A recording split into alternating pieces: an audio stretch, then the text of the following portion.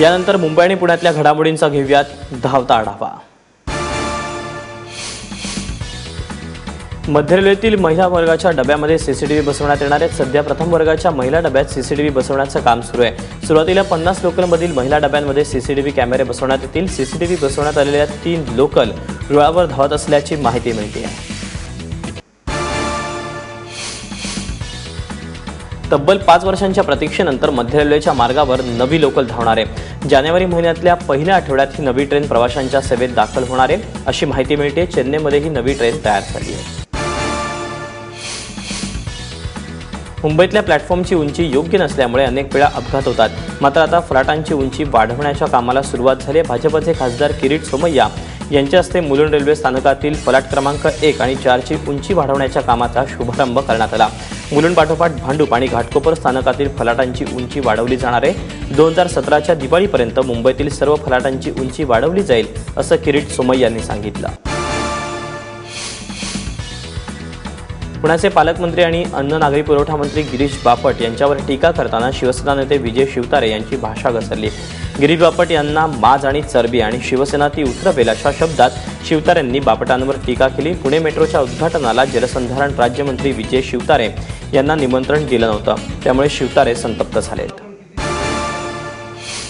अतिशय घाणेरड्या पद्धतीने हीन पद्धतीने गिरीश बापट वागतायत। येणाऱ्या काळामध्ये जी चरबी असेल त्यांना आणि अशा प्रकारचा माज असेल तो माज निश्चितपणे उतरवला जाईल। मी अगदी पूर्ण ताकदीने आम्ही सगळेजण निवडलो।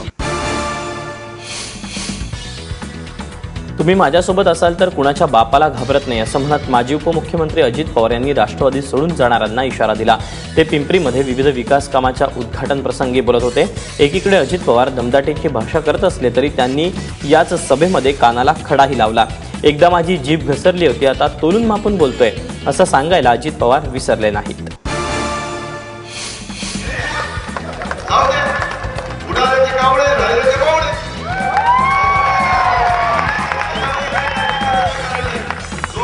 कार्यकर्ता हाडाचा माझ्या बरोबर आहे, तोपर्यंत कुणाच्या बापाला घाबरत नाही।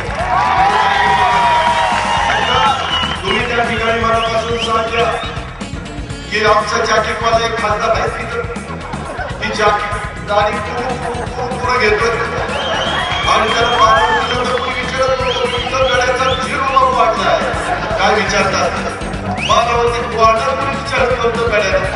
पण ठीक आहे, त्याचा मान सन्मान त्याचा आदर मी करतो, नाहीतर लगेच बघा अजित पवार घसरले।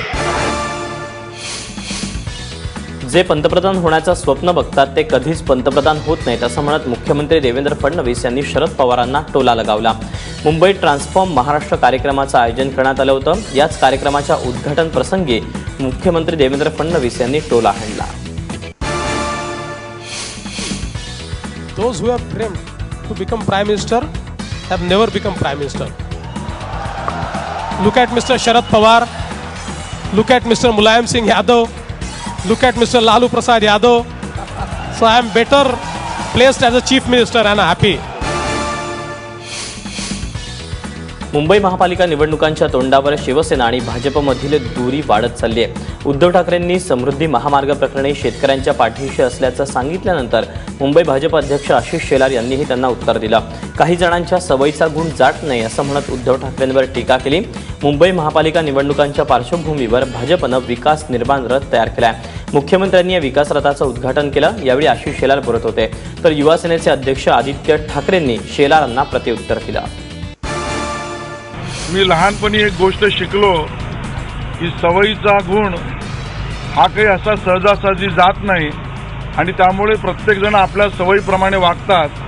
आम्हाला पंतप्रधान आणि मुख्यमंत्र्यांनी विकासाच्या दृष्टीने पारदर्शक काम करण्याच्या भूमिकेने कामाला लागायला सांगितलंय, ते आम्ही करतो। तुम्ही काम करा, मुख्यमंत्री बसले, तुम्ही काय बोलायचं? नाही, आज मी नुसतं खेळाबद्दल सांगणार आहे, कारण बाकीचे खेळ मला माहित नाही। आम्ही गोलवर फोकस करून काम करतो।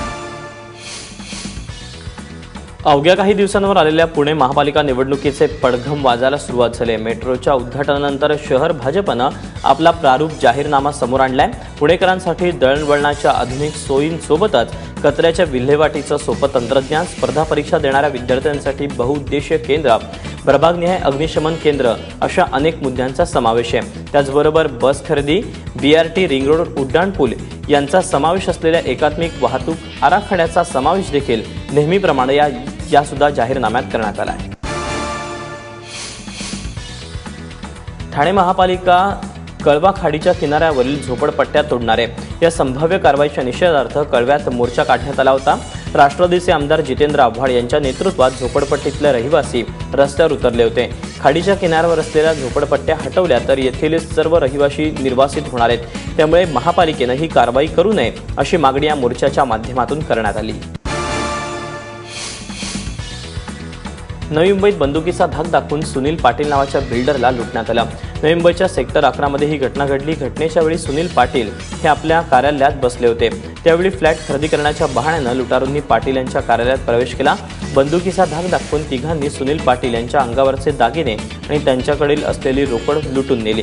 लुटारूंनी एकूण 55 तोळे सोनं आणि 62,000ची रोकड लुटल्याची माहिती सुनील पाटील यांनी दिली आहे। पिंपरीतील IT इंजिनियर अंतरा दास हिची हत्या करणारा मारेकरी अजूनही मोकाटाच आहे। घटनेला 72 तास उलटूनही अंतराच्या मारेकऱ्याला अटक करण्यात पोलिसांना यश आलं नाहीये। शुक्रवारी रात्री अंतरा दास कामावरून घरी परतत असताना मोटरसायकलवरून आलेल्या हल्लेखोरांनी तिच्यावर वार करून तिची हत्या केली।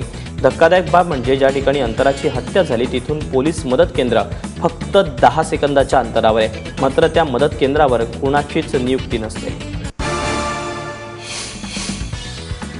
ठाण्यात एका इंग्रजी माध्यम शाळेतील 14 वर्षीय विद्यार्थिनीचं अपहरण करून तिचा विनयभंग केल्याप्रकरणी बस चालकावर गुन्हा दाखल करण्यात आला आहे। या प्रकरणी कासारवाडी पोलीस स्थानकात गुन्हा दाखल झाल्यानंतर आरोपीचे वडील नरेश भोकरेंनी विष पिऊन आत्महत्या केली।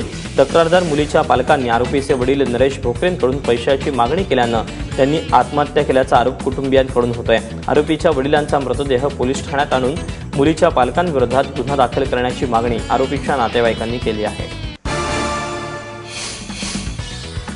सुनेनं चारित्र्यावर संशय घेतला म्हणून सासऱ्यानं आत्महत्या केल्याची घटना अंबरनाथमध्ये घडली।